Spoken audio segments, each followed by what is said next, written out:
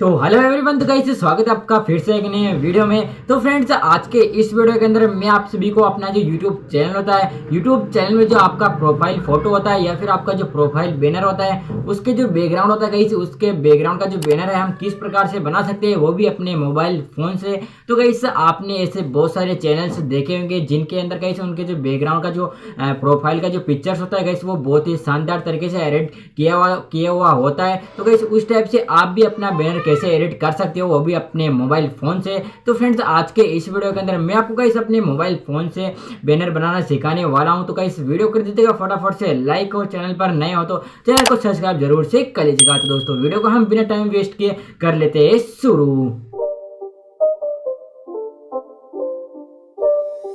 It's not a game, it's a rich thing.